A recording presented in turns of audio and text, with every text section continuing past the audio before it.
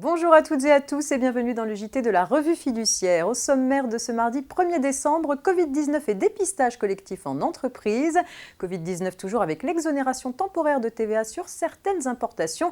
Et pour finir, une question, le fonds de solidarité sera-t-il prolongé en 2021 ?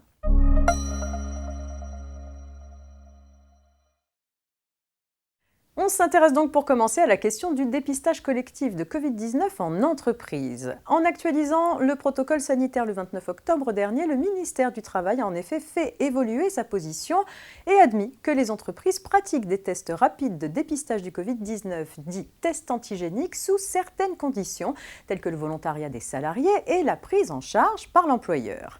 Un arrêté officialise cette possibilité tout en l'encadrant. L'organisation d'une opération de dépistage se justifie en cas de suspicion de cluster ou de circulation particulièrement active du virus. L'employeur doit au préalable déclarer au préfet son intention de réaliser des tests de dépistage. Ces tests sont réalisés par un professionnel de santé du type médecin, infirmier, pharmacien ou autre personnel médical habilité et selon un protocole bien défini. Il faut notamment recueillir le consentement de la personne testée. Les locaux et les équipements doivent être adaptés et permettre un espace de confidentialité et il faut aussi un point d'eau pour le lavage des mains ou une solution hydroalcoolique. Les résultats sont enregistrés le jour même dans le système informatique mis en place par le ministère de la Santé. En revanche, ni l'employeur ni ses préposés ne peuvent en avoir connaissance.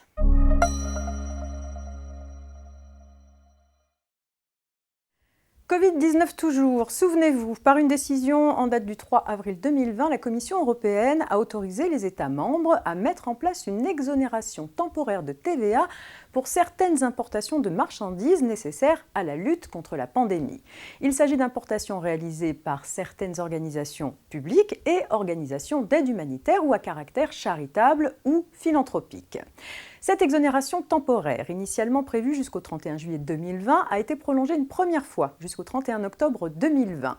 Elle vient d'être prolongée à nouveau et s'appliquera jusqu'au 30 avril 2021.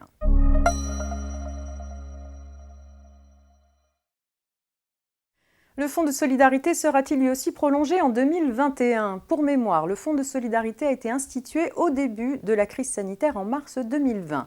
Il a pour objet le versement d'aides financières aux entités économiques particulièrement touchées par les conséquences de la propagation du Covid-19 et des mesures prises par les pouvoirs publics pour en limiter la propagation.